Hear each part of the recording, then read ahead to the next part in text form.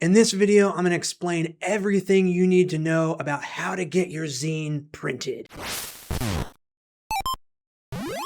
If you've written, illustrated, and laid out your zine, now it's time to bring it to life in physical form. And I'm going to tell you exactly what you need to know about preparing your files for printing, exactly what kind of paper to use, and even how many copies you should be printing. So let's bring your zine to life. Okay, if you've followed this zine making video series up to this point, the difficult part is over. Coming up with an idea, getting the words and the art and the cover and the layout all together, that's the hard part, but you aren't done yet.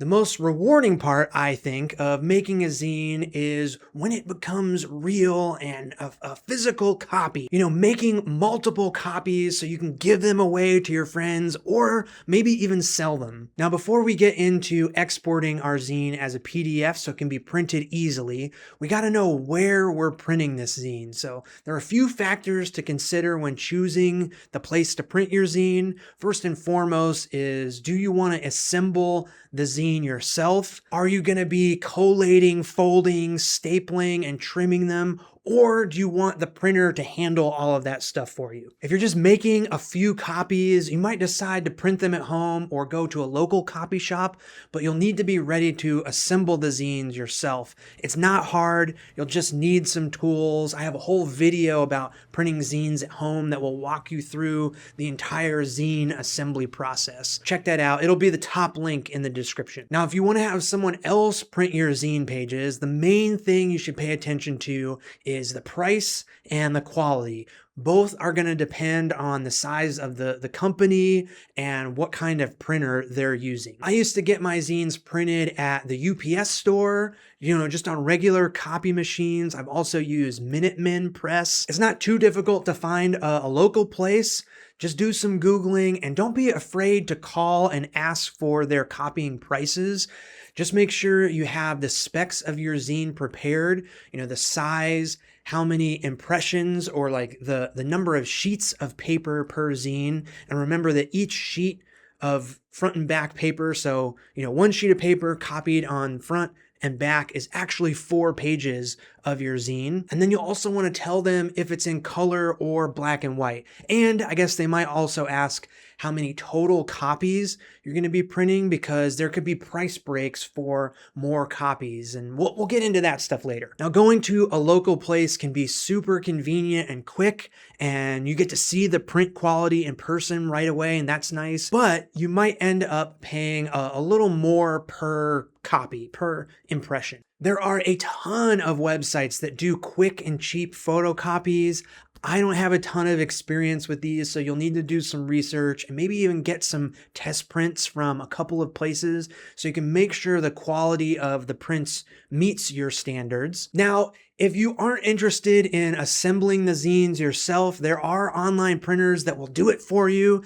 These days, because I'm printing lots and lots of copies at a time, it's impossible for me time-wise to sit there and fold and staple each individual zine myself. So I'm using an online printer called Mixam, who prints and binds and trims all of my zines. Similar to online copy shops, there are a lot of other online printers that can handle printing and assembling. I've heard Printivity and Green Printer are both good options. Again, I'll have links in the description. Once you have landed on who's going to be printing the zines, the easiest way to get a file ready is to export a PDF. So in Affinity, you're just going to go up to File and then Export and then click Export again, and you'll get this sort of complicated looking menu. Don't be too intimidated. I'll explain exactly what you need to pay attention to. The first thing is you're going to choose your file type over on the left. It's a PDF. And then we'll switch over to the right-hand side of this menu, and we're going to select all pages as the area. Now, you want to make sure the quality of the PDF isn't getting reduced like crazy. So make sure your DPI is at least 300. You can turn off downsample images and go ahead and bump the quality all the way up to 100. If you're having your zine printed at a place like Mixam, really anywhere you'll be uploading your files and letting them handle stuff, make sure you look to see if they have any specific requirements. Mixam wants me to have a 1/8 inch bleed all around the outside of the PDF. So I'm going to scroll down and make sure that I have include bleed checked. That's going to add that border to the PDF. So once they print it, they have a little bit of extra to trim off and make everything look nice and tight. You can look through the other settings and adjust them as you like. The main thing is you're trying to keep this export at a really high quality and DPI. Programs like Affinity are always trying to reduce the file size, reduce the quality of your images because they think you're going to be just looking at this PDF on a screen, but we're sending this PDF to print, so we want the really high resolution stuff, even if it means we're looking at hundreds of megabytes for a single PDF file. If you want to know more about the DPI and resolution and all that stuff, check out the last video in this series, the Art for Your Zine video, that has more info on all the technical stuff. Once everything looks good, hit export, save it to where you can find it, and you're ready to send your zine to print. Well, like almost ready. If you're printing at home, you can open the PDF in Adobe Acrobat. You can download the free version, no problem. It's got this nice little booklet feature that makes printing super easy. Just open the PDF, click print, and select the booklet option. And then Acrobat will automatically format the pages in the correct order. So you can just print them out and they're ready to fold and staple into a little booklet. But really, before we click print, or upload the PDF to a printer, we need to pick the paper, the finishing, and the quantity. So sometimes it's kind of tough to know what sort of paper to get. If you're printing zines yourself, getting a paper that is labeled for your type of printer is key. So inkjet printers and laser printers, they're going to want different kinds of paper. And then the other thing you have to consider is the weight of the paper. Now, because Americans like to make measurements complicated, we measure our paper in pounds and sometimes points instead of grams. And to make it even more complicated, there's also text weight and cover weight. So when you're selecting your paper, make sure you pay attention to whether you're getting text or cover, because an 80-pound text versus an 80-pound cover are very different thicknesses of paper. Now, to keep this explanation as simple as possible, I like to use 80-pound text for the interior of my zine and 100-pound cover for the covers. So the cover of the zine is a little bit thicker than the inside pages. I like to use a little bit thicker of a paper so there isn't a ton of see-through when flipping the pages and the cover feels nice and solid, but not so thick that it becomes difficult to fold. There's a caveat though, this combo might not work for you. So if your zine has a ton of pages, like if there's more than 40 pages, you might want to consider using a thinner paper just so you can get staples through all the sheets of paper and it doesn't lay like totally splayed open. Just be warned about thinner paper. It can be flimsy and really see-through. So if you have a bunch of artwork and stuff, just be aware, do some tests before you commit to the thin paper. We also need to consider the paper's coating. So if you're printing at home, whether you're getting like a matte or a gloss paper, if you're using a digital printer like Mixam, they call it the finishing or the coating on the paper, and it becomes even more important. So the lamination you pick is going to really affect the colors and the feel of the paper. So it's a big decision. Gloss lamination is going to make your colors brighter and poppier, but in my opinion, it doesn't feel very nice.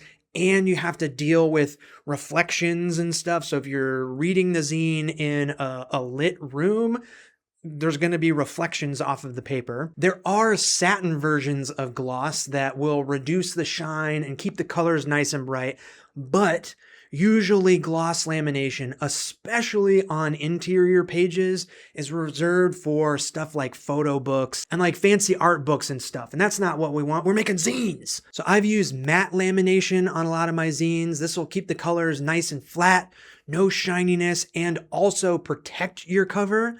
And there's also soft touch lamination that can bump up the colors a little bit, but still have a matte finish. It has a different feel to it that I don't personally love, but definitely consider it as an option. Then there's my absolute favorite, uncoated No lamination, no finishing.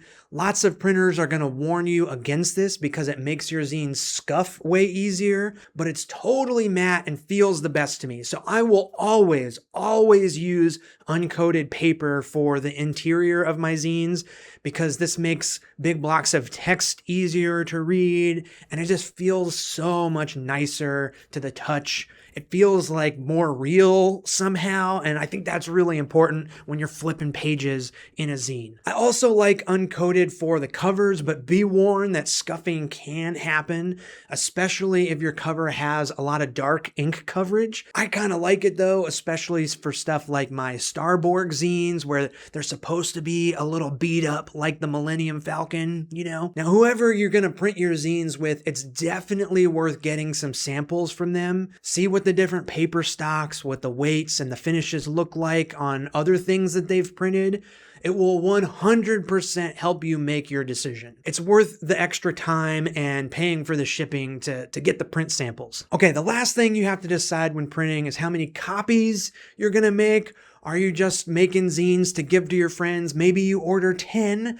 Or are you going to table at a zine or a game convention? Maybe you'll want to make 50 or 100 so you have enough left over that you can sell online after the convention. Choosing the right number to print can be tricky, but if you're using a printer, they'll usually have price breaks for increased quantities. You might only want to print 50, but if you bump it up to 75 or 100, you might get a significant enough discount for it to be worth spending a little bit more money up front. Once you've got your order ready, send it to the printer and wait for your zines to come back. If you're doing the assembly, have fun knowing that you're putting love into each and every copy you make as you collate and staple and fold and trim them. Again, check out the printing from home video for more info on that process. Link in the description.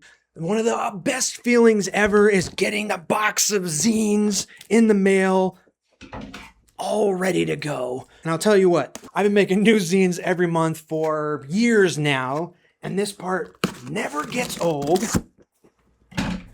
Opening the box and seeing your zine come to life for real. This is my latest zine, The Fiery Descent. It's a Shadow Dark adventure. Oh man, this is the best part. It's the best part. All the hard work when you can finally hold the zine in your hand, and when there's like a bunch of copies of it that you know you're gonna get to give away to your friends. It's just so rewarding. I can't tell you how awesome this is. You gotta just do it for yourself. You gotta try it for yourself. And once you do, you're gonna be hooked.